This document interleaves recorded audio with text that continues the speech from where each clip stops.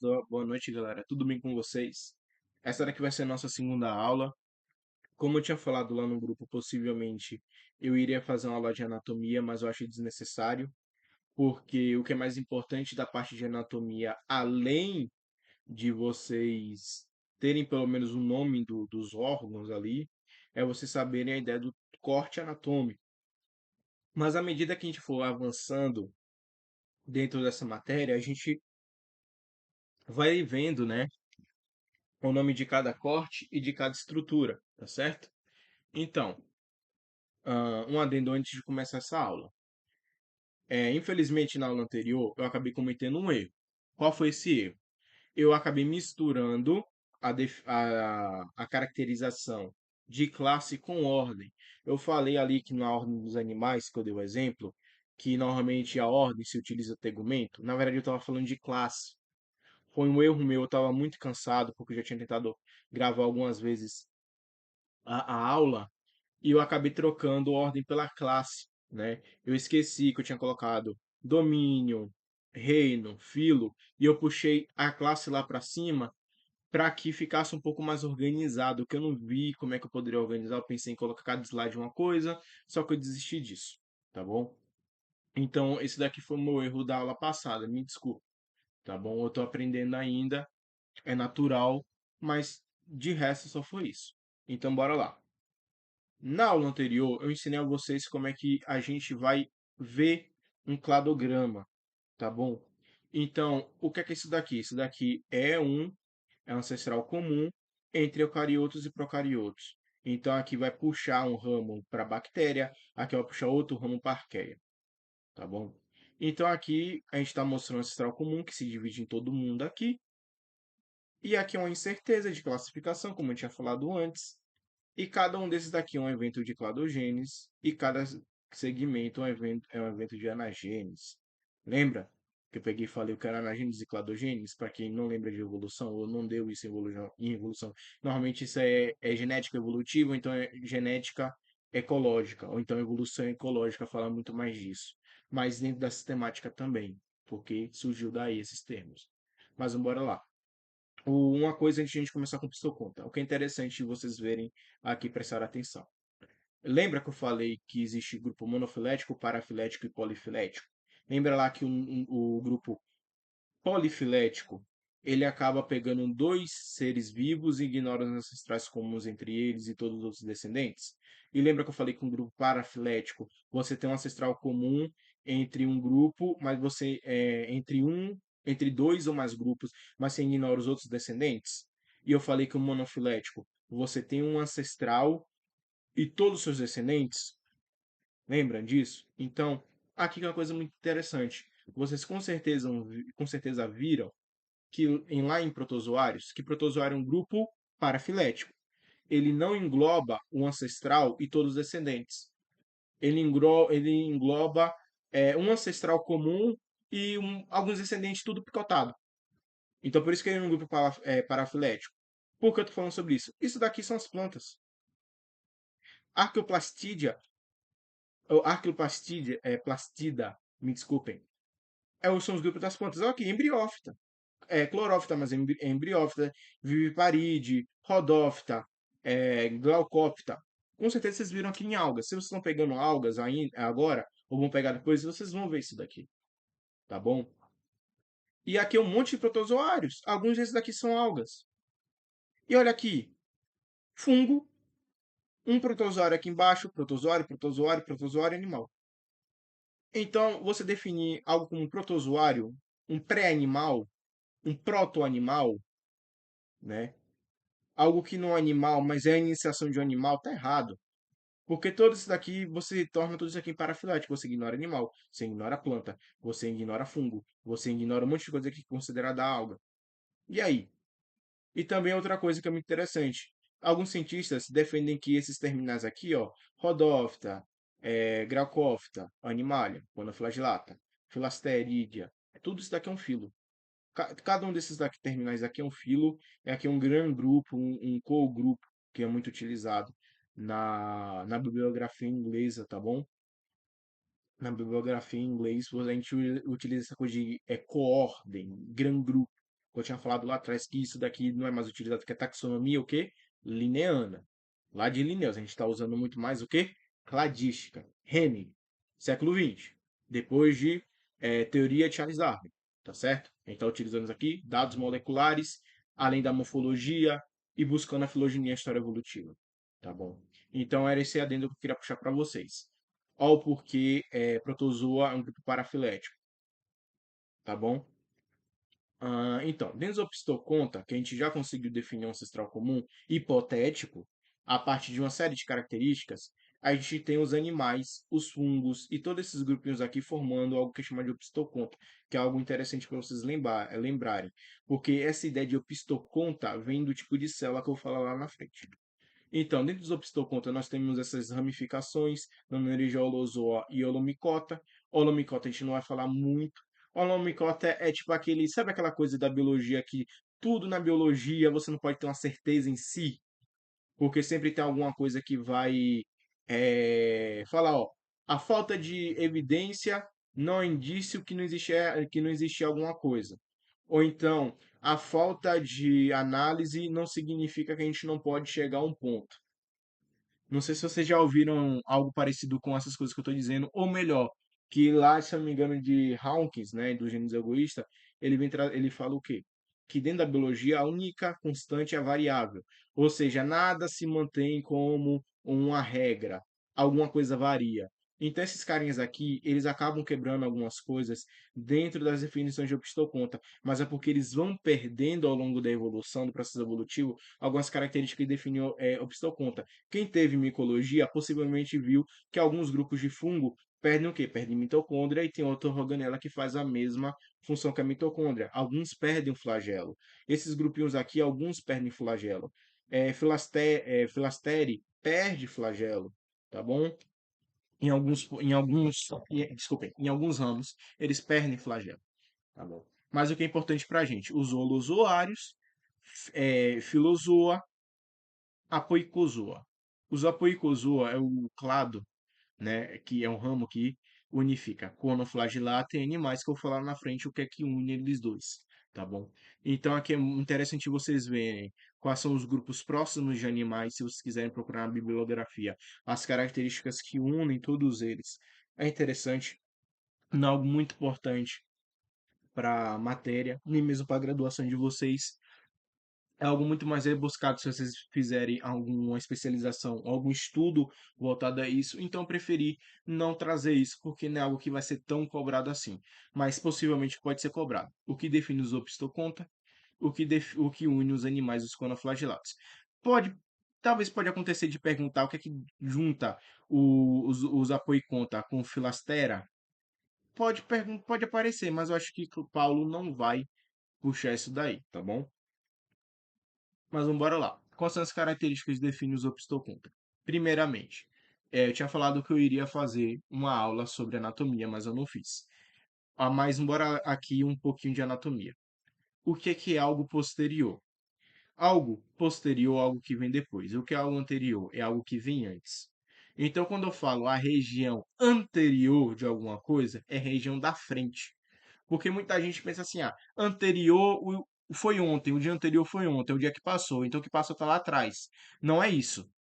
Ele passou, mas ele foi o primeiro. Então lembra que posterior vem de primeiro, tá bom? Anterior vem de adiante, tá certo? Eu posso estar errado na morfologia da palavra, mas é só para vocês entenderem. Então, aqui, o que é que acontece? Os Opstoconta, todos eles são flagelados. Lembra que flagelado não é um grupo monofilético, que todos os protozoários não são monofiléticos, que é apenas o tipo de locomoção? O que é que diferencia os flagelados Opstoconta dos outros flagelados, dos outros ramos flagelados, outras células flageladas? Os outros flagelados, possivelmente eles têm mais do que um flagelo, e mesmo que não tenham mais de um flagelo, normalmente é na região anterior do corpo, ou seja, na região da frente do corpo, que vai ter o flagelo, ou às vezes vão ter dois. E os opstoconta tem na região posterior. Então aqui nós temos o corpo flagelar, né? E aqui a parte anterior do corpo da célula, a parte da frente da célula, e aqui a parte posterior, com o flagelo, tá certo? Então, o que diferencia os opistocônta dos outros flagelados, uma das características é isso, tá certo? E na parte de locomoção, normalmente os outros flagelados, o flagelo puxa a célula, ele não impulsiona, tá bom? Ou então, se ele impulsiona, ele também arrasta. Mas só que dentro do opistocônta não, apenas impulsiona a célula. Então, essa é a primeira característica. Vai ter uma célula na parte posterior do corpo celular, vai ter um flagelo, na parte posterior do corpo celular vai ter um flagelo, e esse flagelo vai ter a capacidade de impulsionar a célula no ambiente. Ponto. Qual outra característica dentro dos opistocôndrios? A mitocôndria, ela vai ter uma membrana lisa, tá bom? Uma crista mitocondrial lisa. Lembra lá da teoria da mitocôndria? O que aconteceu? Um ser procarionte, ele foi englobado, seja porque ele tentou parasitar, ou porque ele foi fagocitado, ou porque ele tentou se alimentar da célula, sei lá. Ele acabou sendo englobado por uma célula eucarionte, e essa célula eucarionte acabou com um lisossomo. Né? O lisossomo é uma organela de eliminação, de destruição, tem várias enzimas, é uma célula de alimentação como de defesa, uma organela, desculpem, de alimentação como defesa, englobou lá aquele procarionte, mas aquele procarionte, por algum motivo, ele não foi degradado. E ele começou a ter uma relação mutualística com a célula que acabou englobando ele. Então, o lisossomo ou alguma outra vesícula digestiva, alguma outra organela digestiva ou de defesa, acabou formando o quê? Uma membrana em volta da mitocôndria, desse procarionte que veio da origem mitocôndria. Então, aí demonstra que o tipo de origem de mitocôndria possivelmente é diferente, porque os opistocônta têm a membrana lisa, não rugosa, ou então com a crista diferencial, né, que tem toda a invaginação diferente, é que a gente chama de rugoso, né? Então, é outra característica. E por fim, o que une o grupo também, eles acabam tendo genética muito parecida. Muitas das substâncias que eles produzem para a sua fisiologia é muito parecida, tem a mesma origem, são os mesmos genes, é o mesmo código genético. Se há uma mudança, é a mudança de alguma letra de algum aminoácido, só que ele produz o mesmo tipo de aminoácido, não, desculpem, de base nitrogenada, mas só que produz o mesmo tipo de aminoácido. Então, sei lá, lembra lá em biologia molecular que, sei lá, vou só chutar aqui, tá bom? Não é isso. Que, sei lá, AGU, AGA, AGG, AGC, ele vem produzir o mesmo, o mesmo aminoácido.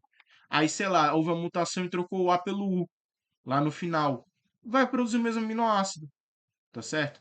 Então a teoria na teoria não, o que comprova geneticamente é que mesmo que eles tenham algumas mudanças nas letras, eles têm os genes têm a mesma origem, têm a mesma função e produzem as mesmas substâncias. E se não produzem a mesma substância, são substâncias parentes. Lembra que tem algumas coisas que são alfa, beta, gama e por aí vai. A ligação muda porque formou alguma coisa ali diferente ou na conformação alguma coisa química, alguma coisa física muda, que a gente não vai entrar muito aqui.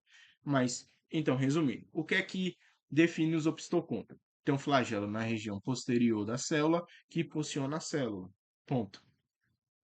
Eles vão ter a mitocôndria com membrana lisa e eles vão ter com membrana não, com a crista mitocondrial. São lisas ou planas. Desculpe, eu acabei me confundindo um pouco. Desculpem, deixa eu retornar um pouco, tá? O que é que vai definir os opistocôndrios? Vai ter um flagelo na região posterior do corpo celular, no qual ele vai impulsionar a célula. Eles vão ter mitocôndrias com a crista plana ou lisa, né? E eles vão ter a genética muito parecida, que eu vou falar lá no finalzinho um pouco sobre essa genética, tá bom? Então, quais são as ligações entre os conoflagelados e os animais? Voltando cá para frente, lembra que os conoflagelados e os animais formam um grupo chamado de Oipocozoa? Lembra disso? Então, bora lá. Bora definir primeiro o que é um cenóbio, o que é uma colônia, o que é um ser multicelular. Lembrando, quem teve, talvez fungos, que vai depender do professor, mas quem teve fungos, quem teve algas, com certeza falou um pouco sobre o que era uma colônia e um cenóbio. Colônia, você vai ter uma célula, ela se diferencia, ela dá origem a outras células, elas podem se juntar com outras células ou não, mas se elas se juntarem, elas formam um corpo celular que cada uma delas pode até ter uma função diferente uma da outra, mas normalmente elas conseguem fazer a mesma função uma da outra e elas vão acabar produzindo um corpo, pode ser amorfo ou não, e por aí vai, mas a quantidade de células dentro de uma colônia ela pode mudar, enquanto no cenóbio não. O cenóbio você vai ter uma célula que pode dar origem ao cenóbio ou várias células se juntam, formando um cenóbio. O cenóbio, cada célula vai ter uma função definida. Algumas podem até fazer mais do que ter mais do que uma função, mas elas vão ter funções definidas. Dentro da espécie, a quantidade, como eu tinha falado, a quantidade de células não vai mudar. E por último, os celulares, os seres multicelulares, as células elas vão se diferenciar para ter cada uma função específica. E aquelas que não se diferenciam para gerar, para ter um formato para fazer uma função em específico, ela não consegue fazer aquela função. Então, uma célula de reprodução ela não vai conseguir fazer o processo de alimentação. Uma célula de estruturação não vai fazer o processo de reprodução. Ah, pode ter exceção? Tem exceção. Porque as células se multiplicam de novo, formando uma célula tronco, ou então formando uma célula que consegue se rediferenciar. Aí você tem uma reprodução assexual, ou até mesmo a regeneração de membros, mas isso daí não entra muito no caso. Então, o que acontece com o anoflagelado? Eles conseguem estar na transição entre um e outro. Você tem um conoflagelado, que é uma única célula, você tem um conoflagelado que é uma colônia, você tem um conoflagelado que é um cenóbio, e você tem um conoflagelado que pode ser considerado multicelular, porque ele consegue diferenciar células de alimentação para células de estrutura. E a célula de alimentação e células de estrutura têm suas funções complexas, eles acabam depois juntos formando uma célula de reprodução e fazendo reprodução deles. Então, os conoflagelados, cada família ou então cada gênero, ou então cada táxon, eles vão ter espécies que conseguem estar ali naquela transição, conseguem ir entre um e outro ou indefinido um ou outro. Então você vai ter uma espécie que pode formar um cenóbio, um cenóbio, algo parecido com um multicelular, ou uma colônia, como você pode ter aquele que só a espécie só vai ser uma colônia, a espécie só vai ser um cenóbio, a espécie vai ser algo muito parecido com um multicelular, tá bom? E outra coisa, o que é que vocês percebem aqui? Para quem já pode ter visto porífero lá no ensino médio, que é bem difícil, porque todo mundo sabe que o ensino médio e ensino particular e público, os dois mesmo, às vezes é muito defasado, muito mais o público, tá bom? É muito defasado. Infelizmente, a educação no Brasil é um pouco ruim, ou muito ruim, mas não vamos entrar no caso agora. Quem já pode ter visto algo sobre poríferos, sobre morfologia dos poríferos, conhece o conócito. E o conócito é muito, muito, muito, muito, muito, muito, muito, muito parecido com as células de alimentação dos conoflagelados. E também as células aqui de alimentação podem se tornar gametas, tá? Outra coisa também. Elas conseguem se diferenciar com o tempo. Uma coisa que os poríferos conseguem. Uma única célula, ela pode ser qualquer uma, pode ser a de produção, a de estrutura, a de sustentação, a de alimentação, a de defesa do porífero. Ela consegue diferenciar para qualquer uma das outras células dos poríferos. Ou seja, o coanócito que é de alimentação ele pode se tornar um gametófito, ele pode se tornar uma célula de defesa, ele pode se tornar uma célula de estruturação. Ele consegue reformular a célula dele, assim como os conoflagelados. Então, geneticamente foi testado e chegaram à conclusão que sim, os conoflagelados e os animalia, os animais, eles têm um ancestral comum, tá bom? Ah, então é isso. A relação entre os conoflagelados e os animais é essa. Eles geneticamente têm um ancestral comum, comprovado, além de eles conseguirem fazer a diferenciação que o grupo dos animais mais primitivos, que são os viventes, que são os poríferos, fazem, tá certo? Então, isso que une os dois. Então, qual é a relação genética? A genes de adesão celular, a cadeirina, que são proteínas essenciais para a ligação celular em animais, formando tecidos. Os conoflagelados possuem genes que codificam proteínas semelhantes às cadeirinas, indicando que a capacidade de adesão já existia antes da evolução da multicelularidade. Lembrando que lá no início dessa parte eu comecei a falar que eles são multicelulares. Não, eles não são multicelulares, eles têm algo muito parecido com multicelularidade, tá? Se eu não acabei me corrigindo, me desculpem. É isso daqui. Genes de sincronização celular, a tirosina quinase, devem ter visto isso daí lá em fisiologia. Quem teve fisiologia já deve ter visto isso daqui. Se eu não me engano, na parte de embriologia também, eu lembro que Seriusa falou um pouco sobre a tirosina quinase. Eu lembro que Cláudio também falou um pouco. Vocês são de bacharel, vocês não tiveram aula com o Cláudio, mas a professora de vocês deve ter deve ter falado um pouquinho sobre isso daqui, que são genes que produzem proteínas que atuam como receptores na superfície celular, tá certo? Então, normalmente, sei lá, existe uma quinase para insulina, tem uma quinase para entrar, para deixar água purina liberar ou deixar entrar água. Existe uma quinase que vai ajudar na bomba de sódio e potássio. Tem a parte de biofísica, a parte celular também, que eu poderia ter falado, vocês devem ter visto. Então, elas são muito semelhantes. Essas proteínas, que eram chamadas de proteínas chaves, né? Proteínas fechaduras, no caso, da célula, elas têm ela tem uma conformidade muito igual, vêm do mesmo genes e acabam tendo uma função muito parecida, tá bom? Pode mudar uma coisinha ou outra, até mesmo um ativante, uma coenzima, mas mesma origem. Vai mudar por causa da evolução, mas geneticamente pega e fala, opa, tem a mesma origem. E tem os genes de matriz celular, né? Que tem a produção de colágeno. Tem uma coisa que define os animais. Nós temos o colesterol. Em outro ser vivo, se eu não me engano, tem colesterol. Se eu não me engano, o fungo não tem colesterol.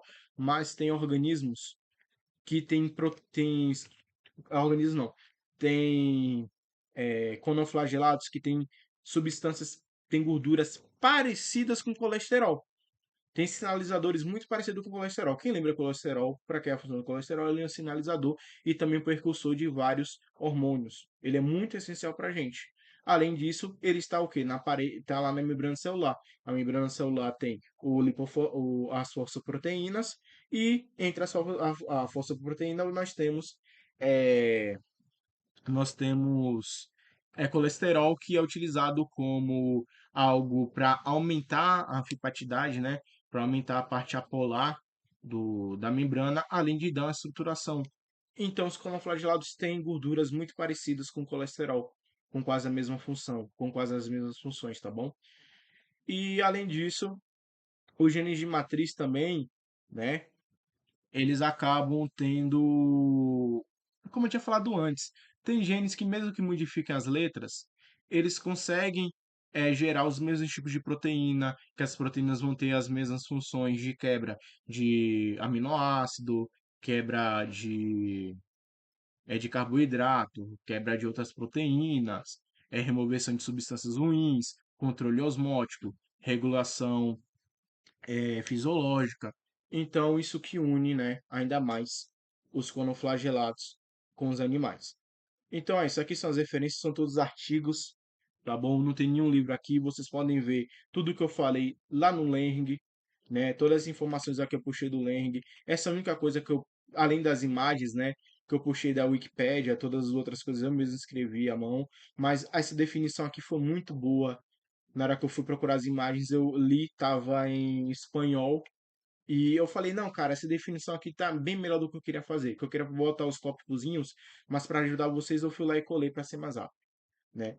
Mas de resto, aqui tudo eu tirei dos resumos em artigo, desses artigos. Se vocês não tiverem se vocês não conseguirem abrir a encontrar esses artigos, eu peguei os resumos deles e complementei com o que tinha no Leng, tá bom? Para fazer essa aula. Se vocês não conseguirem ter acesso a esses artigos, me falem que eu tento lançar para vocês os links, tá bom? Eu não posso compartilhar o documento, mas eu posso compartilhar pelo menos o link para vocês tentarem conseguir ali o documento.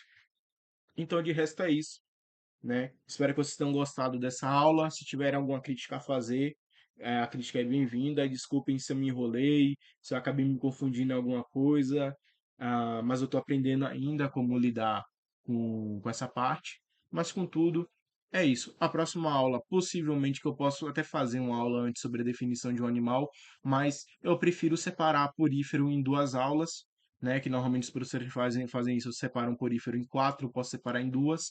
Uma parte da primeira aula eu acabo falando sobre a definição de animal. Então, possivelmente, a próxima aula vai ser sobre poríferos. Talvez ela saia junto com esse vídeo, mas é isso. Eu vou lançar, além do slide para vocês e o vídeo da aula, eu vou disponibilizar para vocês uma atividade com 4 questões para vocês procurarem. Pode ser pelo Lang, pode ser pelo ChatGPT, tanto faz. Como eu tinha falado. Aliás, eu nem falei, né? Na verdade, na primeira vez que eu tentei gravar a aula anterior, utilize o ChatGPT. Tem professor que odeia que você use o ChatGPT, mas use eles como ferramentas. Uma coisa que eu gosto muito de usar o ChatGPT é: ChatGPT, eu quero um artigo que trate sobre tal tema. Você pode me enviar? Aí ele vai lá e te envia até mesmo o link. Aí ele envia o título, o autor, você vai lá e procura, às vezes envia um link. Ou então, ChatGPT, eu tô com problema para estudar uma tal tema. Sei lá, tô com problema para estudar porífero.